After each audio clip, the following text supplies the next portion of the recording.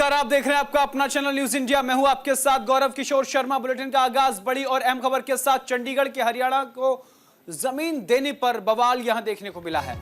अलग विधानसभा बनाने पर पंजाब में सियासी घमासान देखने को मिल रहा है। आम आदमी पार्टी, कांग्रेस और एसएडी ने आलोचना की है। आलोचकों में सुनील जाखड़ भी शामिल हैं। आपको बता दें कि चंडीगढ़ में हरियाणा को अलग विधानसभा के लिए 10 एकड़ जमीन देने के केंद्र के फैसले का पंजाब बीजेपी के प्रदेश अध्यक्ष सुनील जाखड़ ने कड़ा विरोध किया। पर्यावरण मंत्रालय ने कल इसकी मंजूरी दी थी और अब तब से इस फैसले को पंजाब के साथ विश्वासघात करार दिया जा रहा है। कांग्रेस और श्रोमणी अकाली दल इसकी आलोचना कर रहे हैं। अब इस लिस्ट में खुद बीजेपी के प्रदेश अध्यक्ष भी शामिल हो गए हैं, जिनका मानना है कि चंडीगढ़ सिर्फ एक भौगोलिक क्षेत्र नहीं है, बल्कि ये पंजाब के लोगों की भावनाओं से गहराई से जुड़ा हुआ है। तो बड़ी खबर, बड़ी जानकारी। आपको बता दें कि आम आदमी पार्टी और श्रोमणी अकाली दल इसका विरोध कर रहे हैं। आलोचकों में सुनील जाखड़ भी शामिल हैं। तो बड़ी खबर, बड़ी जानकारी। अलग विधानसभा बनाने पर पंजाब में सियासी घमासान देखने को मिल रहा है। आम आदमी पार्टी, कांग्रेस और श्रोमणी अकाली दल ने कई बड़ी बातों का जिक्र किया है। आलोचकों में सुनील जाखड़ भी शामिल।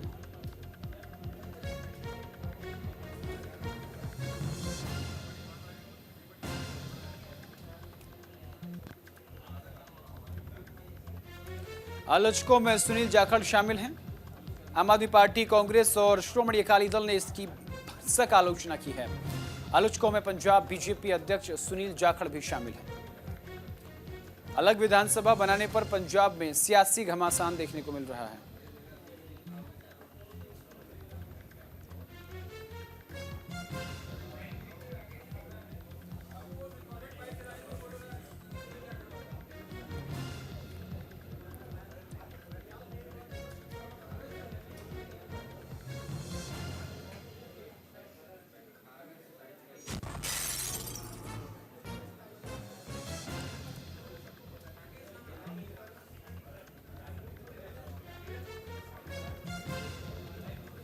तो अलग विधानसभा बनाने पर पंजाब में सियासी घमासान जारी है।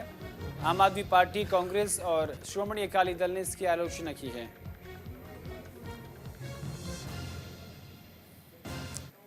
और इसी खबर पर ज्यादा जानकारी के साथ हमारे संवाददाता राकेश छाबड़ा चंडीगढ़ से हमारे साथ जुड़ गए हैं।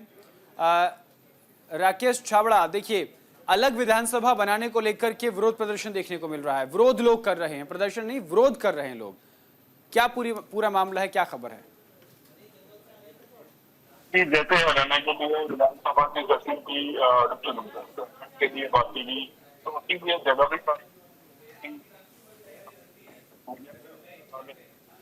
इस चीज को लेकर होने लगी और बढ़ाई से अभी हमारी से इस चीज को लेकर विरोध किया जा रहा है। आपको बता दें, चाहे वो पार्टी या दोनों विरोध किया जा रहा है।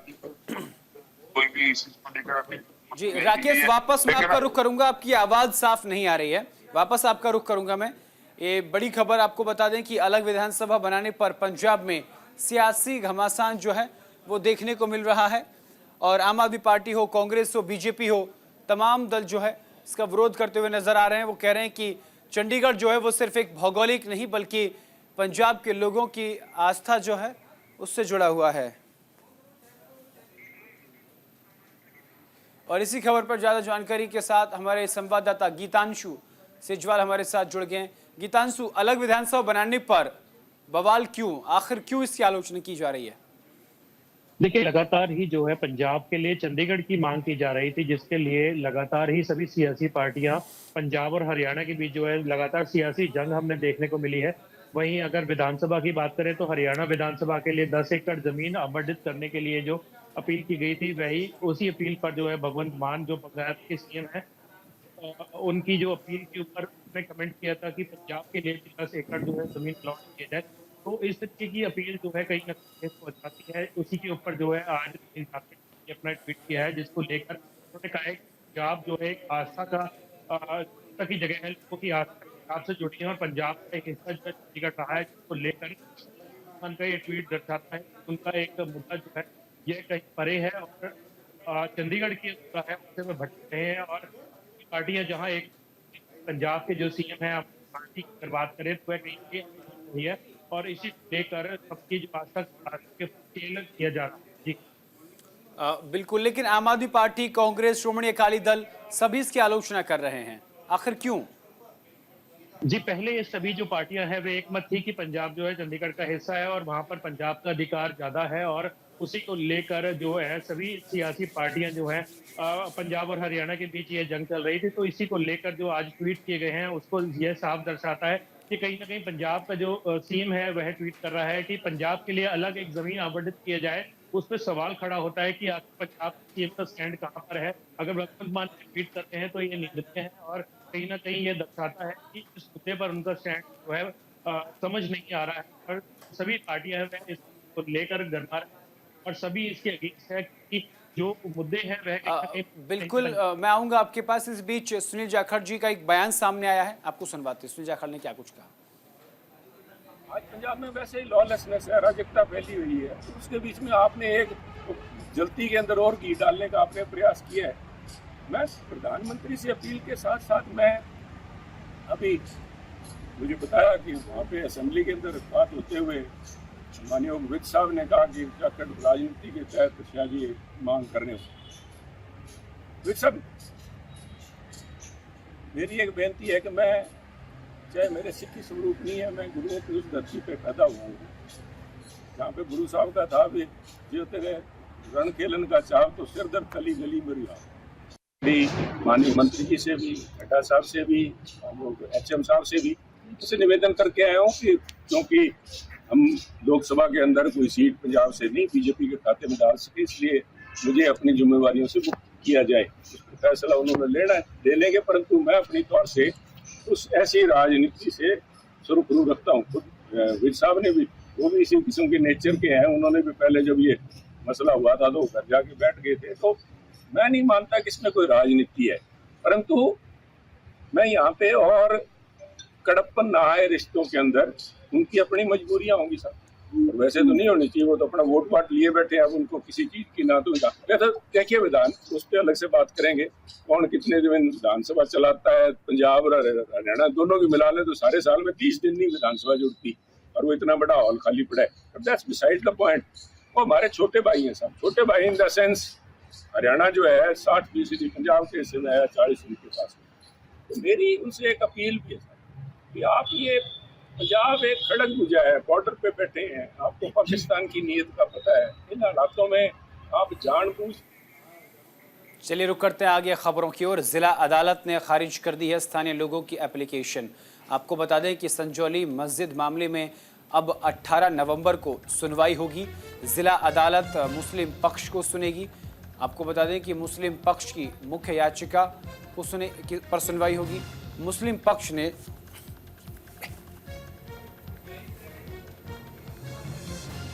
आपको बता दें कि मुख्य याचिका मुस्लिम पक्ष ने अदालत से बहस के लिए मांग की थी। आपको बता दें कि अदालत ने बहस के लिए वक्त मांगा था। नगर निगम शिमला के आयुक्त की अदालत के फैसले को जिला अदालत में चुनौती देने वाली याचिका पर अब 18 नवंबर को सुनवाई होगी। जिला अदालत ने स्थानीय लोगों की उस एप्लीकेशन को खारिज कर दिया है जिसमें मामले में पार्टी बनने की अपील की गई थी। मामले में अब अगले सुनवाई सोमवार को होगी, जिसमें जिला अदालत की ओर से मुस्लिम पक्ष की मुख्य याचिका को सुना जाएगा। मुस्लिम पक्ष ने जिला अदालत से बहस के लिए वक्त मांगा था।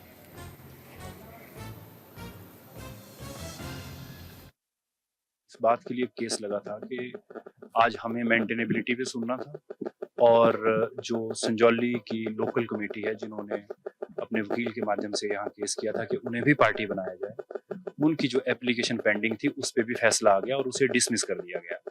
उनका कहा कि इनका कोई लोकस नहीं है यहाँ आने का, और उसको हमने भी चैलेंज किया था कि उनका कोई लोकस नहीं है, उसको डिसमिस कर दिया माननीय अदालत ने। सर, आज की प्रोसीडिंग में जो हमारी एप्लीकेशन है, हम पहले भी कह रहे हैं, उससे कोई ज़्यादा फर्क पड़ने वाला नहीं है। उसमें फैसला इधर आए या उधर आए, और हम जो कोर्ट को बताना चाहते थे वो हमने 25 पेज के आर्गूमेंट हमने सबमिट कर दिए हैं। आज जो हमने आर्गूमेंट सबमिट किए थे कोर्ट में, आज उसी के ऊपर कोर्ट ने कहा है कि आप जो इस कोर्ट में जो नीचे जो केस है वो सिर्फ इलीगल और अनऑथराइज्ड कंस्ट्रक्शन का है और इंटरलिक्विटरी ऑर्डर है। तो इंटरलिक्विटरी ऑर्डर की अपील 253 में नहीं हो सकती है। 254 में ही प्रोविजन है कि उसकी अपील जो है डिविजनल कमिश्नर के पास, फाइनेंस कमिश्नर के पास हो सकती है। और इसी खबर पर ज्यादा जानकारी के साथ हमारे संवाददाता जीवन कुमार हमारे साथ बने हुए हैं। जीवन, संजौली मस्जिद मामले में अब 18 नवंबर को सुनवाई होगी। अब तक की सुनवाई में क्या कुछ सामने निकल कर आया, और जो एप्लीकेशन थी उनको भी निरस्त कर दिया गया है जो मुस्लिम पक्ष की तरफ से दी गई थी, क्या कुछ था उन एप्लीकेशन में? जी बिल्कुल, 25 पेजेस का आज एक हलफनामा दिया गया है मुस्लिम पक्ष की ओर से, और जिसके ऊपर डिस्कशंस हुई और पाया ये गया कि जो लोकल रेजिडेंट है जिन्होंने ये कहा था कि हमें भी पार्टी बनाया जाए, उसको निरस्त कर दिया गया है। और दूसरी बात है कि अब जो 18 नवंबर को फैसला आएगा वो सीधे तौर पर जो अवैध निर्माण है इसके ऊपर जो 5 अक्टूबर को फैसला दिया था कोर्ट ने, जो निगम आयुक्त का कोर्ट था उसने जो फैसला दिया उसके ऊपर उन्होंने डाटा मांगा था और उसके ऊपर आज डिस्कशन हुई। डिस्कशन के बाद मांगा कि ये सारी चीजें निरस्त की जाती हैं और नए सिरे से इस डिस्कशन को लिया जाता है कि इसके ऊपर फैसला जो है वो न्यायालय, जिला न्यायालय अब देगा। बाकी सारी चीजें आज निरस्त कर दी गई हैं। जी अच्छा, मुस्लिम पक्ष ने अदालत से बहस के लिए समय मांगा था, लेकिन जिला अदालत ने उनकी जो एप्लीकेशन थी उसको खारिज कर दिया। अब आगे क्या इस सुनवाई में होगा?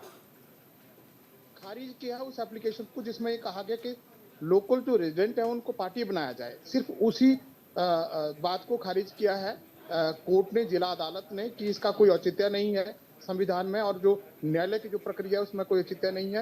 ये कहीं और अपनी ये जो याचिका है वो दे सकते हैं, इसमें डिस्कशन योग्य बात नहीं है। जी सर। बहुत बहुत शुक्रिया जीवन जी तमाम जानकारी के लिए। रुक करते हैं आगे खबरों की ओर। पंजाब में निकाय चुनाव की तैयारियां शुरू हो गई हैं। मतदाता सूची में संशोधन का शेड्यूल जारी हो गया है। 7 दिसंबर को फाइनल सूची आएगी। 5 नगर निगम, 43 नगर पार्षदों के लिए तैयारी शुरू हो गई है। आपको बता दें कि नगर पंचायत के लिए भी चुनाव प्रक्रिया शुरू कर दी गई है। सुप्रीम कोर्ट के आदेश के बाद पंजाब में नगर निकाय चुनाव की तैयारियां शुरू हो गई है। राज्य चुनाव आयोग ने 5 नगर निगमों अमृतसर, जलंधर, लुधियाना, पटियाला, फगवाड़ा और 43 नगर पार्षदों और नगर पंचायतों के लिए चुनावी प्रक्रिया शुरू कर दी है। आयोग की तरफ से चुनावों के लिए मतदाता सूचियों में संशोधन का शेड्यूल जारी किया गया है। इस संबंध में जानकारी देते हुए पंजाब राज्य चुनाव आयुक्त राजकमल चौधरी ने बताया कि मतदाता सूची का प्रकाशन 14 नवंबर को किया जाएगा। दावे और आपत्तियों का निपटारा 3 दिसंबर तक किया जाएगा और मतदाता सूची का अंतिम प्रकाशन 7 दिसंबर को किया जाएगा।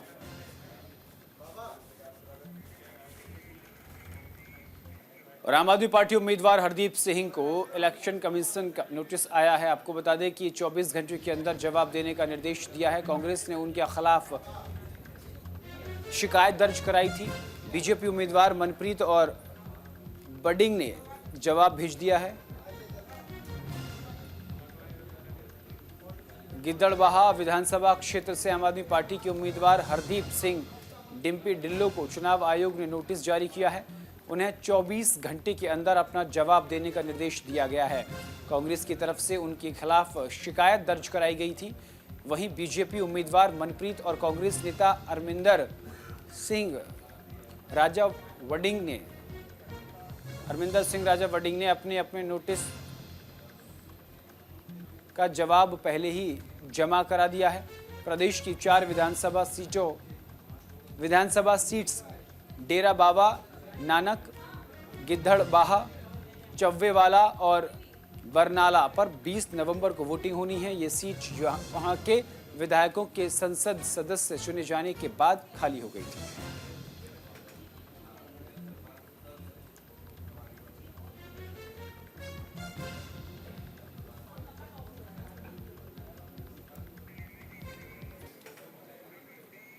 और हरियाणा में बीजेपी 50 लाख कार्यकर्ताओं को एक साथ जोड़ने के लिए सदस्यता अभियान चला रही है। उस अभियान में तेजी लाने के लिए बीजेपी प्रदेश अध्यक्ष मोहन लाल बड़ौली ने बीजेपी प्रदेश कार्यालय में कार्यकर्ताओं की बैठक ली और दिशा निर्देश दिए। बैठक के बाद प्रदेश अध्यक्ष मोहनलाल बड़ोली ने कहा कि 10 लाख से ज़्यादा लोगों ने बीजेपी की सदस्यता ली है और जल्द ही 50 लाख का टारगेट भी पूरा कर लिया जाएगा। उन्होंने कहा कि 18 साल का कोई भी व्यक्ति बीजेपी की सदस्यता मोबाइल के जरिए ले सकता है। ये रोहतक कार्यालय में भारतीय जनता पार्टी का जो संगठन पर्व चला है और सदस्यता अभियान को लेकर आज बड़ी बैठक जिला रोहतक की चारों विधानसभा के कार्यकर्ताओं के साथ हुई है और भारतीय जनता पार्टी की तीसरी बार सरकार बनने के बाद एक ऐतिहासिक राजनीतिक घटनाक्रम हरियाणा की जनता जनार्दन के आशीर्वाद से हरियाणा में हुआ कि लगातार 1966 के बाद जब से हरियाणा बना है, कोई भी पार्टी अपना 10 वर्ष का शासन पूरा करने के बाद तीसरी बार सत्ता में नहीं आई और ये इतिहास हरियाणा की जनता के द्वारा भारतीय जनता पार्टी के मजबूत कार्यकर्ताओं की टीम ने करने का काम किया है। और पंजाब पुलिस में पूर्व इंस्पेक्टर ने आत्महत्या कर ली है। सुखविंदर रंधावा ने खुद को गोली मार ली है। पुलिस अधिकारी अमनदीप रंधावा के पिता हैं सुखजिंदर। उन पर चल रहा था सीबीआई का एनकाउंटर का मामला। आपको बता दें कि दिन दहाड़े अमृतसर के मजीठा रोड पर रहने वाले retired SHO inspector Sukhwinder Singh Randhawa ने खुद को घर में गोली मारकर खुदकुशी कर ली। जानकारी के मुताबिक सुखविंदर सिंह सीबीआई केस को लेकर परेशान थे। इस दौरान उन्होंने ये कदम उठाया। बताया जा रहा है कि सुखविंदर सिंह पर फर्जी एनकाउंटर का मामला चल रहा था, जिसकी जांच सीबीआई कर रही थी। आशंका है कि इस मामले में पूर्व एसएचओ को सजा भी हो सकती थी, जिससे वो परेशान थे। फिलहाल पुलिस मामले की जांच कर रही है। ਇਹ ਸਾਡੇ ਰਿਟਾਇਰ ਇੰਸਪੈਕਟਰ ਸਰਦਾਰ ਸੁਖਵਿੰਦਰ ਸਿੰਘ ਰੰਧਾਵਾ ਇੱਕ ਰੂਪ ਐਵਨਿਊ ਮਜੀਠਾ ਰੋਡ ਰਹਿੰਦੇ ਸੀ। ਉਹਨਾਂ ਬਾਰੇ ਪਤਾ ਲੱਗਾ ਵੀ ਗੋਲੀ ਲੱਗਣ ਨਾਲ ਮੌਤ ਹੋ ਗਈ ਹੈ। ਅਸੀਂ ਮੌਕੇ ਤੇ ਪਹੁੰਚੇ, ਐਸਐਚਓ ਸਾਹਿਬ ਵੀ ਆਏ ਨੇ, ਇਨਵੈਸਟੀਗੇਸ਼ਨ ਕਰ ਰਹੇ ਆ ਕੀ ਕਾਰਨ ਹੈ, ਕਿੰਨਾ ਹਾਲਾਤਾਂ 'ਚ ਮੌਤ ਹੋਈ। ਉਹ ਸਾਡੀ ਫੋਰੈਂਸਿਕ ਟੀਮ ਅਜੇ ਇਨਵੈਸਟੀਗੇਸ਼ਨ ਕਰ ਰਹੀ ਹੈ ਅੰਦਰ ਤੇ ਪੋਸਟਮਾਰਟਮ ਕਰਾਂਗੇ, ਉਹ ਤੋਂ ਪਤਾ ਲੱਗੂਗਾ ਵੀ ਕਿੰਨੀਆਂ ਲੱਗੀ। ਸਮਾਂ ਤਾਂ 11:15 ਵਜੇ ਅੱਜ ਸਵੇਰ ਦਾ ਸੀ ਤੇ ਫੇਸ ਤੇ ਗੋਲੀ ਲੱਗੀ। ਕੇਸਾਂ ਬਾਰੇ ਤਾਂ ਚਲੋ ਤਕਰੀਬਨ ਬਹੁਤ ਸਾਰੇ ਅਫਸਰਾਂ ਦੇ ਚੱਲਦੇ ਰਹਿੰਦੇ ਆ, ਉਹੋ ਜਿਹੀ ਗੱਲ ਨਹੀਂ ਹੈਗੀ। बड़े दिलेर अफसर सी, जहांबाज अफसर सी, बड़ा नाम से उन्होंने बड़ा डिपार्टमेंटली काम किया। और हिमाचल हाई कोर्ट की ओर से 6 सीपीएस को पद से हटा दिया है। वहीं इसे लेकर कैबिनेट मंत्री राजेश धर्माणी ने कहा कि हिमाचल सरकार की ओर से सीपीएस बनाए गए थे, वो विधानसभा की ओर से बनाए गए एक्ट के मुताबिक थे, इसीलिए ये ऑफिस और प्रॉफिट के दायरे में नहीं आते हैं। ऐसे में उनकी विधायकी पूरी तरह से सुरक्षित है। इसको लेकर जो हाईकोर्ट का फैसला है वो स्वीकार्य है। उन्होंने हाईकोर्ट के फैसले को सुप्रीम कोर्ट में चुनौती देने के सवाल पर कहा कि उनकी निजी राय है, इस मामले को यही ख़त्म करना चाहिए। उन्होंने कहा कि सुप्रीम कोर्ट जाना अच्छा ऑप्शन नहीं होगा, लेकिन इस पर सरकार फैसला लेगी कि सुप्रीम कोर्ट जाना है या नहीं। द्वारा पारित हिमाचल प्रदेश में जो सीपीएस बनाए गए थे वो विधानसभा द्वारा पारित एक एक्ट के तहत बने थे, इसलिए इनके ऊपर ऑफिस ऑफ प्रॉफिट का जो के दायरे में ये नहीं आते हैं। तो एक तो ये इनका विधायकी सेफ है, ये बड़ा ज़रूरी है कहना, क्योंकि इससे गलत मैसेज कहीं ना जाए। और दूसरा जो आदेश आया है, हाई कोर्ट का आदेश आया, तो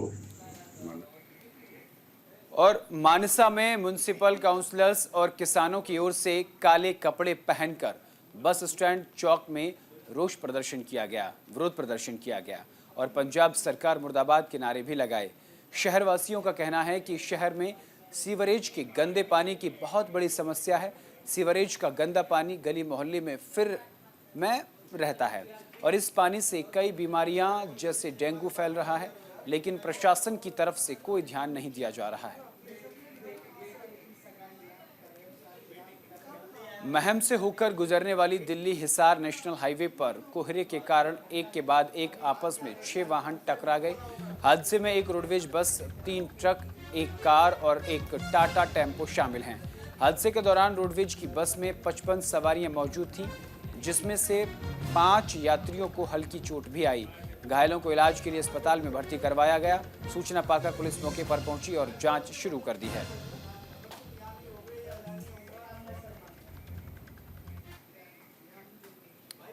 खबर कुरुक्षेत्र से है, जहां पर धुंध का कहर देखने को मिला।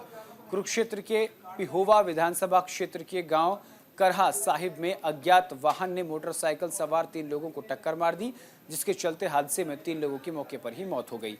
घटना की जानकारी मिलते ही मौके पर पहुंची पुलिस ने शव को कब्जे में लेकर पोस्टमार्टम के लिए भेज दिया।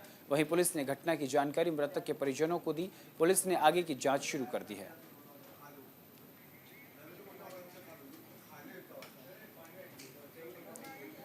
और फिलहाल के लिए मेरे साथ इस बुलेटिन में इतना ही। देश और दुनिया की तमाम बड़ी और अहम खबरों के लिए देखते रहिए सिर्फ न्यूज़ इंडिया। नमस्कार।